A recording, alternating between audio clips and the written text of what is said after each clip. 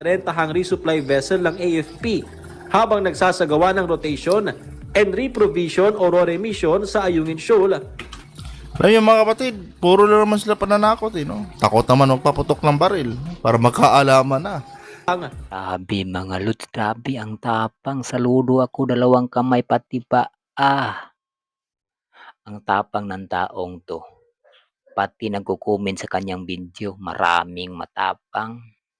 Sabi nila, sige, umpisa na natin.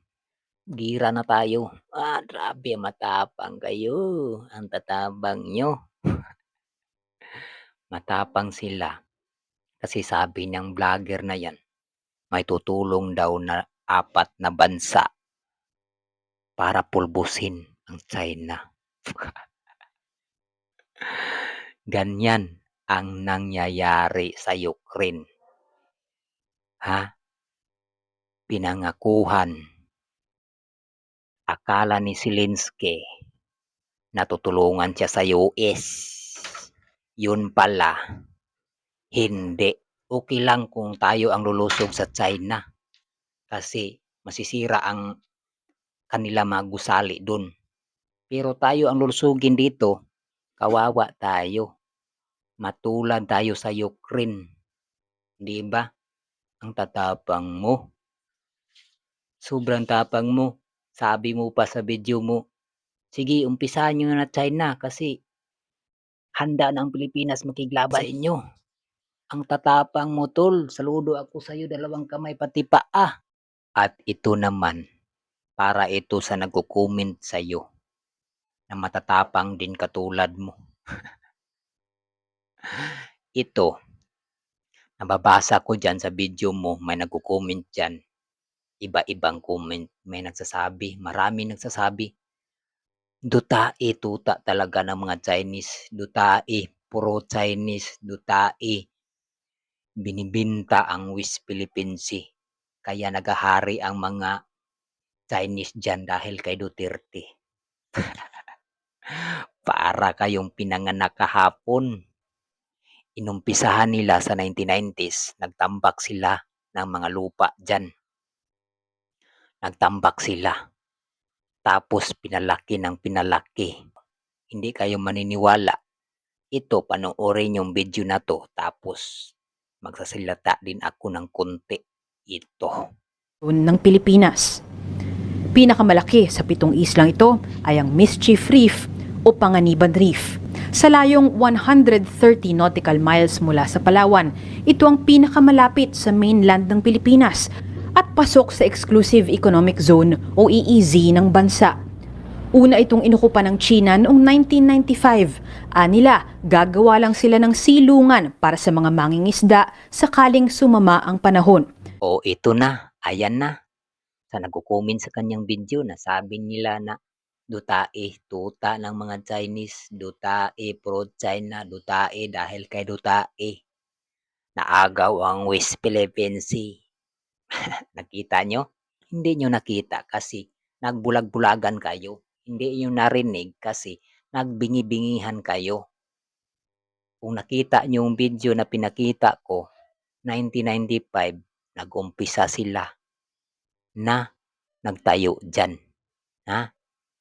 Inagaw na nila. Sa atin talaga yan kasi may mapa tayo tapos nagkaso.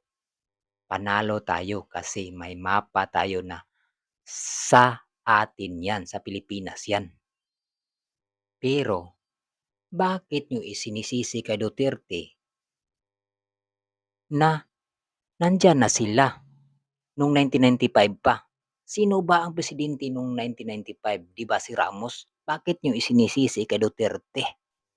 Tapos, nung 2000 na, dyan nila, tinatambakan nila ng mga lupa. Hindi kayo naniniwala sa sinabi ko. Ito, panoorin yung kunting video.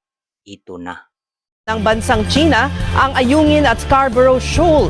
Patuloy kasi ang isinasagawang reclamation at pagtatayo ng malalaking istruktura sa 7 reefs na pinagtatalunan sa West Philippine Sea. Ibandila mo, Dominic Almelor. Sa mga litratong ibinigay ni Magda Lopardelis, Representative Francisco Asidillo sa ABS-CBN News nakuha sa West Philippine Sea, hindi maitatanggi ang ginagawa ng China para angkinin ang 7 isla na mas pinalawak pa at tinayuan ng malalaking estruktura. Sa kuha ng Gaven Reef noong April 2009, ito ay O ayan, kunting salita lang. Real talk. Sinong presidente noong 2009? Kasi palaki ng palaki yan eh. Tapos, sa nagko-comment dyan, sa nagko-comment sa kanyang video, sabi nyo, dahil kay Duterte, naagaw ang West Philippine Sea. Noon pa yan. Hindi pa si Duterte ang presidente, nandyan na sila. Gumawa na sila ng isla eh. Tapos ngayon isinisisi nyo kay Duterte. Grabing utak na yan. Pulboronic na kayo. Ha? Sa kapulboron nyo, yan ang nasa isip nyo. At yan mga lods, bakit lumaki ang isla na yan? Saan sila kumuha ng lupa para itambak dyan sa West Philippine Sea? Ha? Panahon ng mga dilawan. Ano to? Panoorin natin. Iniimbestigahan na ng Department of Environment and Natural Resources o DENR ang umanay paghahakot ng lupa ng China sa Zambales na itinatambak sa Scarborough Shoal. Ito ang balita ni Ray Pelayo. 2 bundok at kalahati Zambales pinagbili sa China. Ayan. Anong sabi ni Gobernador Amordiloso? Ang sabi niya, ipinagbinta ang 2 bukid sa Zambales. Ha? Sige, para maliwanagan tayo, panoorin natin ang buong video. At sa lupang ito, dinala sa lapit ng Scarborough, nakabuo sila ng 3,500 hectares doon sa tabi ng Scarborough. Agad na ipinahinto ng bagong luklok na Zambales Governor na si Amordiloso ang umano'y paghahakot ng China ng lupa sa bundok ng Santa Cruz, Zambales na ginagawang panambak sa inaangking lugar sa West Philippine Sea. Ito mga lods, konting salita lang. Ang sabi, agad pinahinto ng bagong luklok. Ha? Bagong luklok na Gobernador Amordiloso. Pinahinto ang paghakot ng mga lupa. Kasi sabi ni Amordiloso, binibinta ng dating nakaupo. Tapos nakaupo siya, pinahinto niya. Alam nyo kung anong taon siya naluklok? 2016. Nanalo si Duterte 2016. Nahinto lang yan nung presidente na si Duterte. Diba? Sa panahon ng mga dilawan, ha? Pira-pira. Diba? Binibinta nila ang lupa, binibinta nila ang bukid sa Zambales. Tapos dun pala, tinatambak sa West Philippine Sea. Ha? Huwag niyong isisisi kay Duterte kung bakit nakagawa sila ng isla dyan. Dilawan ang sisihin nyo, di ba? Galit na ako. O dito na lang. Kung bago ka lang sa aking YouTube channel, subscribe naman kung gusto mong video na katulad nito.